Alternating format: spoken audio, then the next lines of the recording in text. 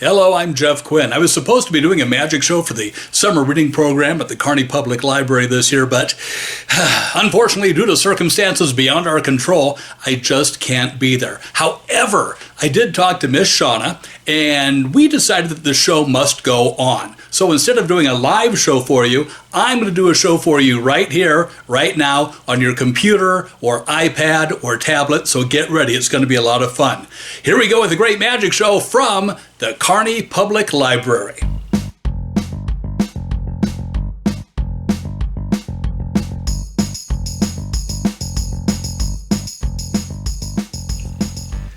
One of my favorite fairy tales is Beauty and the Beast. Now, if you remember the story of Beauty and the Beast, a rose plays a very important part in the story. So that inspired me to do this trick for you guys. It uses a rose and it uses a heavy brass vase. I'm going to take the rose, put it inside the vase, just like this. Now, I've never done this trick before. You guys are the first ones to see it. I sure hope it works. But according to the instructions, I can hold on to the rose, let go of the vase, and when I do, the vase will not fall down to the floor. It will stay suspended on the end of the rose. It's going to be so cool. So I'll put it in here like this, snap my fingers, wave my hand. On the count of 3, I'll let go of the vase. It will stay suspended on the end of the rose. Here we go. 1, 2, 3. It didn't work. Okay, I've never done this before. I'm so sorry. Let me try this again. Put the rose in the vase, snap my fingers, wave my hand. On the count of 3, let go. It will stay suspended in the air. 1, 2, 3. Still didn't do it. This is kind of embarrassing. Let me read the instructions again real quick. I'm sure I can do this. I've got my book right here. Let me see. Take a look at this, and then we have. Wait a minute. Oh, well, there's the problem. I was reading the instructions upside down. I have this exactly backwards. That's not how it's supposed to be. I'm not supposed to let go of the vase and it'll stay suspended in the air. It's too heavy. No way that could work. Instead, I turn this upside down. There. Now I can let go of the rose and the rose will stay suspended in the air. That's the way it's supposed to be done. What was I thinking? This is a brass vase. It's too heavy. No way that it could stay suspended in the air held by the rose. That's just impossible. It simply could not work. Oh, wow. I guess it really did work. And there you go. Inspired by Beauty and the Beast, there's the rose and vase trick. One thing we learned from the story of Beauty and the Beast is that you should never judge a person based on what they look like. And I believe that's entirely true. Now, there's another fairy tale that talks about just the same thing. It's the story of the Ugly Duckling by Hans Christian Andersen. Now, I don't like the word ugly, so we're going to change that name just a little bit. We're going to call this the story of the somewhat less than what society would deem to be totally attractive duckling. I've got a picture of that duckling right here. Let me show you. Take a look at this. I think he's kind of cute myself, don't you? Yeah. But the story of the somewhat less than what society would deem to be entirely attractive duckling kind of went like this. When he was born, he hatched out of his egg, and all of the animals in the farmyard started to make fun of him. They called him names. They teased him because he looked a little bit funny. Yeah, he didn't like that. So he ran away. But everywhere he ran into the same thing. Animals would call him names. They'd pick on him. He didn't like that. So finally, he found a cave on the edge of a lake, and he went into that cave. Now, I've got something here that's kind of like a cave. It's a bag right here. We'll put the somewhat less than what society would deem to be entirely attractive duckling right here into the bag just like that. And he stayed there for a long, long time. He stayed there throughout the entire winter. When spring came, he heard some noises coming from the lake. He poked his head outside. He took a look around, and there on the lake, there were swans, big, beautiful swans. And he was just so lonely, he had to go and talk to them. So he gathered up his courage. He walked out there, and he said hi to the swans. And the swans said hi back. They didn't tease him. They didn't make fun of him. No, they accepted him, and he didn't know why, because he knew that he didn't really look a whole lot like them. But then he looked in the lake. He got a glimpse of his reflection in the lake, and this is what he saw. Over the winter, he had changed quite a bit. He had turned into a beautiful swan himself. So there you go. There's the story of the somewhat less than what society would deem to be entirely attractive duckling by Hans Christian Andersen. Speaking of Hans Christian Andersen, did you know that the movie Frozen is loosely based on one of his stories? Yes, his fairy tale is called The Snow Queen. Now, in Frozen, there's a lot of fantastic music, including the song called Do You Want to Build a Snowman? You know that song, don't you? Well, I know it's kind of warm out, but still, we're going to try to make a snowman. I have everything we need right here in the snowman pan. We have the bottom part of the snowman. There we go. We have the middle part of the snowman. And we have the snowman's head right there. We have some other things here too. We have buttons. We have button number 1. We have button number 2. And we have button number 3 right there. We also need 2 googly eyes. So I have 2 googly eyes right here. Here is googly eye number 1. Googly eye number 2. And finally, last but not least, we need the carrot nose. So there's the carrot nose right there. We have everything we need to make a snowman. We're going to take the bottom part of the snowman, put the bottom part in, just like that. Next, we'll take the middle part of the snowman, put that in the snowman pan as well. Finally, the snowman's head to make up the rest of the body. But we need the buttons that go down the front, so we have button number 1, right in the pan. Button number 2 goes in next. And button number 3 is right there. Now the 2 googly eyes. Here is googly eye number 1. And googly eye number 2. Finally, we need the carrot nose. So there's the carrot nose. Goes right here into the pan. Now we need the freezing lid. I've got the freezing lid right here. Put the freezing lid on top, and the final thing we need, the snowball magic wand. Everything we need is right here in the snowball. That's where all the magic is. So I'm going to wave this right over the pan, and then it's going to be so cool. You guys are going to love it. So I'll just wave the magic wand around just like this, and what happened to the snowball? I can't do the trick without the snowball and the magic wand. Well, there is one other way. This is where you get to help out. When I count to 3, I want everybody to wiggle your fingers and say, I want to build a snowman. Okay, so on the count of 3, wiggle your fingers. I want to build a snowman. I'm counting on you. 1, 2, 3. I want to build a snowman. Okay, let's see if it worked out. Hey. Guys, look at this. We have a snowman right there. It's great. You guys did a fantastic job. Thank you so much for helping out. We have a snowman here. What do you think we should name the snowman? Okay, in case there's any Disney lawyers watching this, this is You Laugh the Snowman. Yeah, no. No, that other name is a registered trademark of the Walt Disney Corporation, so we can't use that. So, round of applause for You Laugh the Snowman. You know, when I was putting the summer reading program show together, I was doing some research, and I discovered that the number 3 kept coming up over and over and over again in fairy tales. Look at it this way. We have 3 wishes, right? We have the 3 Billy Goat Gruff. There are 3 blind mice. And of course, Goldilocks and the 3 bears. That's entirely right. So I thought it might be kind of neat if I could do a trick that uses 3 items. And I have that trick right here. It is the incredible, amazing, astounding 3 rope trick. I have to ask you a question.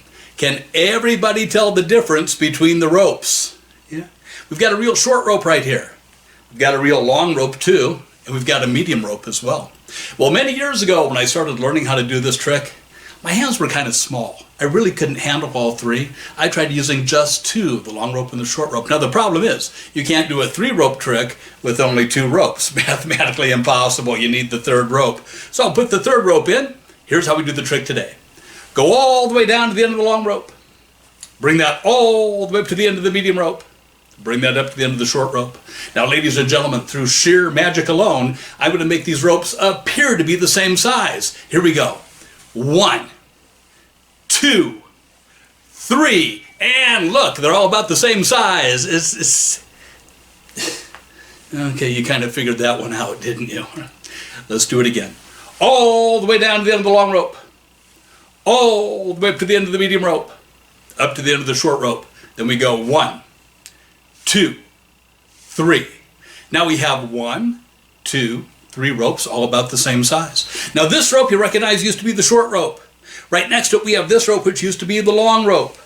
This rope always was the medium rope. It didn't change at all. Now you're probably thinking, wow, Jeff, that's pretty cool. But can you get them back to the way they were? You know, short, medium, long. Well, to do that, have to tie the ends together. Take these two ends, tie them together just like this. So by the time I'm done, I've got 3 ropes all about the same size, all tied together end to end right there. I'll loop these up in my hand. There we go. Give it a little snap, wave of the hand. Then we have the short rope that's attached to the long rope, and that's attached to the medium rope right there. And in case you think I'm switching ropes on you, I certainly wouldn't do that. There we have the medium rope, and all the way over on this end, here we have the short rope, the long rope, just like we started off with. Well, this is the part of the magic show where I take a break and let you do the next magic trick. I've got 16 characters right here that you just might find in a fairy tale. You've got a witch, there's an owl, a unicorn, a dragon, wolf, prince, knight, king, cat, Little Red Riding Hood, pig, mouse, bear, a child, princess, and a wizard. I want you to take your finger and put it on any animal that's on this board. Make sure it's an animal, not a person. Go ahead and do that. Fantastic. Now in just a moment, I'm going to ask you to move your finger. Not right now, but in just a moment. If I ask you to move it to the right, you go this way. If I ask you to move it to the left, you go that way. If I ask you to move your finger up, you'll go this way. If I ask you to move it down, you'll go that way. Now, if I ask you to go diagonally, that means going from corner to corner. So you'd go this way or that way. Okay, you got it? Terrific. So your finger is on an animal right now. Now, move your finger either left or right to the nearest person in that row. Go ahead and move your finger left or right to the nearest person in that row. Fantastic. Next, move your finger either up or down to the nearest animal. Okay, is your finger on an animal? Great. Now you're going to move your finger diagonally to the nearest person. Okay, last move. Move your finger either down to the nearest animal or right to the nearest animal. Go ahead and do that. So your finger's on an animal right now? Terrific.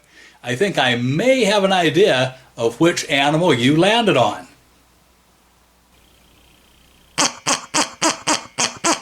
You landed on the pig, didn't you? I kind of thought that you just might. Hey, speaking of pigs, I've been racking my brain. I've been trying to think of a fairy tale that has a pig in it, but I just can't do it. I've been thinking about it over and over and over again. I mean, a fairy tale with a pig, not a big pig, but just a little pig would be just great, you know, and maybe not just one little pig, maybe 2 little pigs or 3 little pigs, but try as I might, I just can't think of any fairy tale that has 3 little pigs.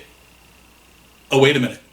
There is one. Of course, the story of the 3 little pigs. You know the story, right? 3 little pigs. First little pig, he builds his house out of straw. Probably not the best material to make a house out of, right? Second little pig, he's a little bit smarter. He makes his house out of sticks. That's a little bit more sturdy. Probably not the best choice, but a whole lot better than straw. Third little pig, he's the smart one. He makes his house out of bricks. big red bricks, nice and sturdy. Well, since the last time you heard the story, something has changed.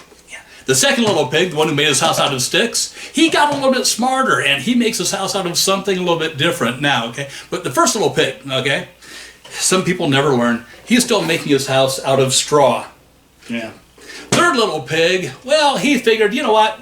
Bricks are pretty good. They've served me well all these years. He is still making his house out of bricks. But the second little pig, the one that was making his house out of sticks, aha, he got this idea. He wanted to do something a little bit better than straw, better than sticks, better than bricks. He makes his house now out of this toughest material known to man. You know exactly what that is, right? Legos. Not many people know this, but I actually wrote my very own fairy tale. I liked it so much I turned it into a magic trick, and this story takes place a long time ago, so excuse me while I take just a moment and slip into something a little bit more appropriate. Whoa, whoa, whoa. Well, I guess this will work. So, let me tell you a story using magic and rhyme of a king and a crown and a horrible crime. Now, the king had this crown that contained such a treasure that he vowed to protect it no matter what measure. The jewel, you see, is shiny and round, the finest of gems ever dug from the ground. Now a thief came to town, and he wanted that stone. His plan was to steal it when the crown was alone. Well, the king soon heard of this terrible plot, so he summoned his magician right there on the spot.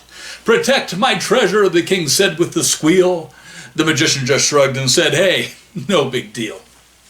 Here's a safe with 2 vaults and 2 doors. Just insert your gem and safety is yours. If he looks in the left, it'll move to the right. It'll keep on hiding till the villain takes flight." So the king took out his gem, locked it away, then went to his bedroom and soon hit the hay. It wasn't too long before the villain appeared. "That stone will be mine," he laughed and he sneered. But when he opened the door, it was nowhere in sight. That gem had rolled off into the right.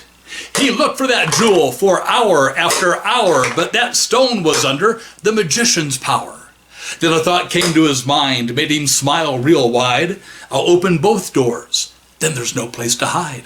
So he opened them both, but to his dismay, that gem had vanished completely away. Well, the guards then came in, and they threw him in jail. But what happened to the jewel at the end of this tale? Well, the king soon awoke, and he put on his crown, and that was where the jewel was found. Many fairy tales contain items that are common, everyday objects that somehow become magical. For instance, in Cinderella, the pumpkin becomes a beautiful coach. The mice become mighty white horses, and the rags turn into a beautiful ball gown. Well, this trick involves some very simple, common, everyday items. You just have to watch them. Underneath this tube, I have discs. I have yellow ones, I have red ones. They're made of wood, and they stack one on top of each other. Underneath the other tube over here, we have an orange. And inside this vase, rice. Thousands and thousands of grains of rice. Now your job is to remember where everything is. We have the red and yellow discs over here. We have the orange over here. And right here in the vase, we have thousands of grains of rice. Still, watch this. Take the vase, you can hear the rice, can't you? Do you hear that? Wait a minute.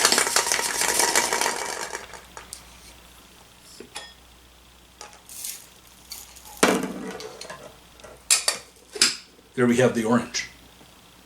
But the orange was over here. Let's take a look and see.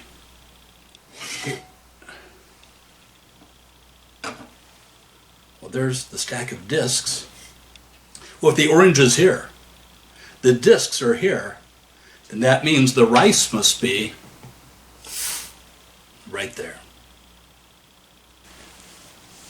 Hickory dickory dock, the mouse ran up the clock. The clock struck 1, the mouse ran down. Hickory dickory dock. It's time for you to do some magic. Take your finger, Put your finger right here on the number 12. Go ahead and put your finger right there. Great. Now leave it there for just a moment or two, okay? When your finger's on the 12, I want you to think of any number that's on the face of the clock. You could be thinking of the 1 or the 2, maybe the 3, 4, or 5. Might be the 6, could be the 7, or the 8, 9, 10, even the 11 or the 12 that your finger is on right now. Now in just a moment, not right now, but in just a moment, I want you to spell the number that you're thinking of, moving your finger once for every letter. For instance, if you thought of the number 3, you go T, H, R, E, E. If you thought of the number 5, you go F-I-V-E. If you thought of the number 11, you go E-L-E-V-E-N. You get the idea, all right? So your finger's on the 12, you're thinking of a number, go ahead, spell that number.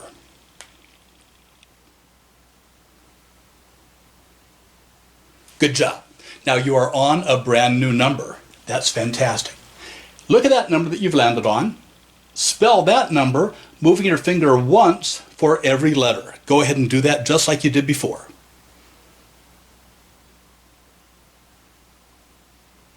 All right, you are on a new number. We're going to do it one more time. Look at the number you've landed on.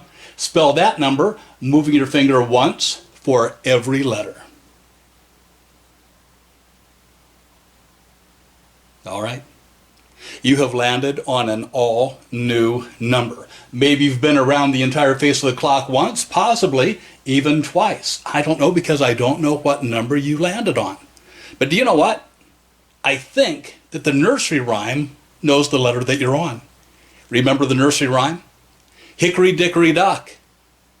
The mouse ran up the clock. The clock struck 1. The mouse ran down. Hickory, dickory, dock. Oh, you guys are so lucky. You've got a fantastic library that you can go to. Now, when I was a kid, when I was your age, I didn't have a library quite like yours. Now, today you can go to your library, you can check out books and movies and music, you can go on the internet, you can participate in summer reading program activities, all kinds of great things that I didn't have when I was your age. Let me show you the kind of library I had when I was about your age. You walked inside your library, and all you saw were shelves and shelves and shelves filled with books. And that was okay because I loved reading books. You may have had a theme too, like read books, get smart. And then you had an old wooden table and an old wooden chair to sit in. That was about all that I had when I was a kid. Now, I want to talk about some of the kinds of books that you can check out from your library. You have fairy tales. Hey, that's very appropriate for right now because we have a fairy tale themed summer reading program going on. We also have how-to books, how to do just about anything, how to make things, how to build things, how to be a magician. It's all in the how-to section of your library. Adventure books. Now, there are two kinds of adventure books. There's fiction and nonfiction. Let me describe the difference. Fiction, those are made up stories. An author just sat down and came up with those stories. But nonfiction, those are stories that really happened. I prefer nonfiction over fiction myself. And then let's see, next on the agenda we have geography. If you want to learn about different parts of the world, how things are all over the globe, go to the geography section of your library. And we have history. I love reading about history. If you want to know how things were years and years and years ago, go to the history section of your library. You won't be disappointed. Now, if you read an awful lot, someone might say that you are a bookworm. This is Waldo. Waldo the bookworm. Waldo went to his library, he checked out a book on magic tricks, and he learned how to do a trick. Do you guys want to see it?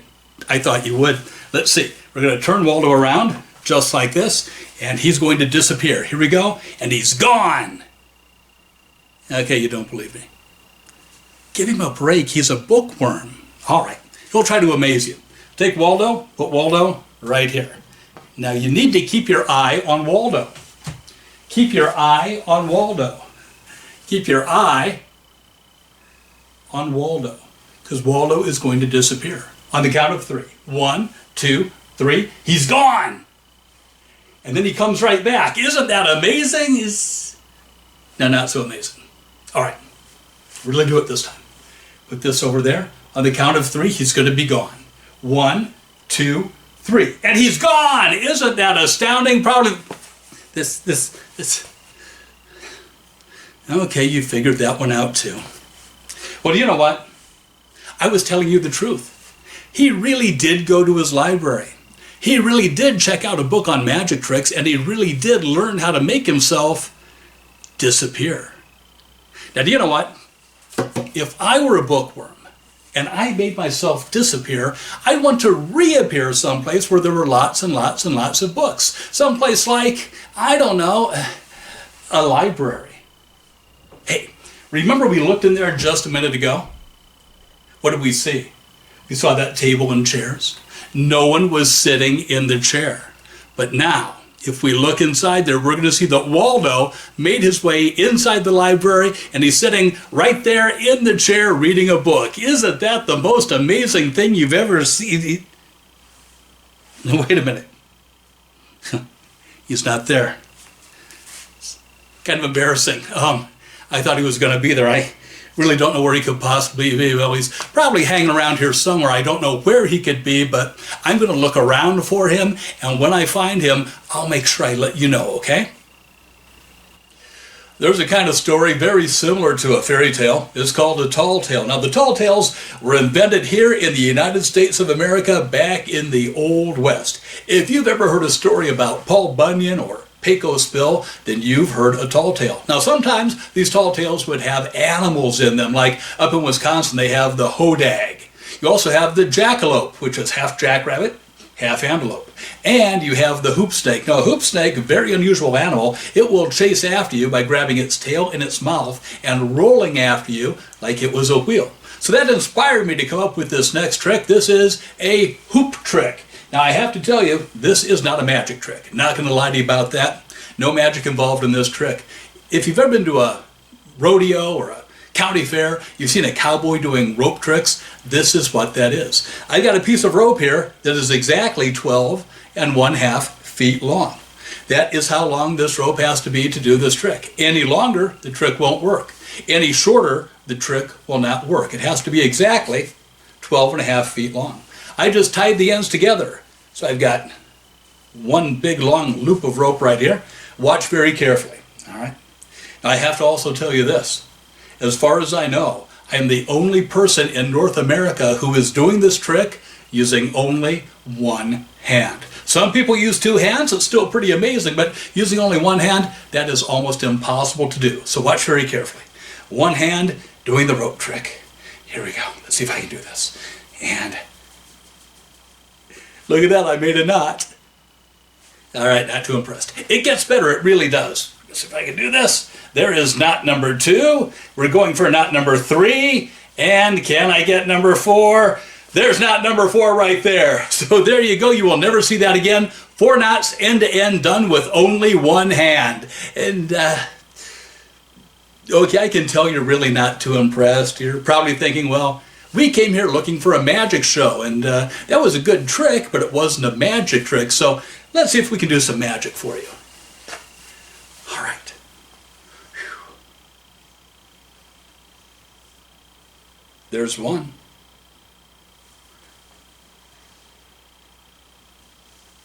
There's 2. There's 3.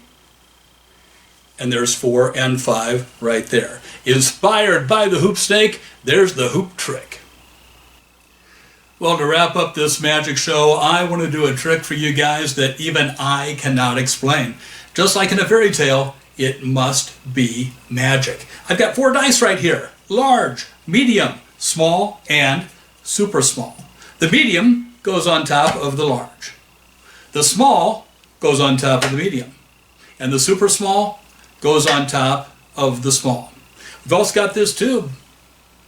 This tube has triangles. The triangles are all pointing up, just like this pyramid of dice is pointing up. We'll put this over like this. Take the lid, put the lid on top right there. We're going to turn this over 5 times. You can count with me if you want. There's 1, 2, 3, 4, 5. Right there. Now, the pyramids, the triangles, are all pointing down, which means that inside that stack of dice should be the super small on the bottom, then the small, then the medium, then the large on top. But when I take this off, we'll see that isn't quite the case. I can't figure that out. Tell you what, let's try this again. All right. Take the tube, put the tube on top, so the triangle is pointing straight up. Take the lid, put the lid on just like this. This time, instead of turning it over 5 times, we'll just turn it over 3 times. 1, 2, 3. There we go. Turn it over just 3 times. Now, if everything worked out, I cannot for the life of me explain this. It's right side up again. Okay, do you know what? We turned it over 5 times. We turned it over 3 times. How about if we just turn it over 1 time? See what that does. Put the tube on right here, pointing straight up. Take the lid, put the lid on. There. This time I think we'll get it. I'll just turn it over once like that. Okay. Now, if everything worked out, they should be all upside down. Didn't work. There's the super small right there, but ooh. Well, this is confusing. Not only is the stack of dice right side up the way it should be, but it also changed color. It must be magic. You know, a lot of people ask me how they can learn how to do magic tricks. The best place to do it is at your library. Check out books on magic tricks, practice them, then you can do them for your friends, family, have a good time with them. Now, next time you're at your library, make sure you thank your librarian for having me come and do this magic show for you. I had a good time. I really hope you did too, and I hope to see you next year at your library. Everyone have a happy, fun, and most of all, a safe summer. Bye-bye, everyone.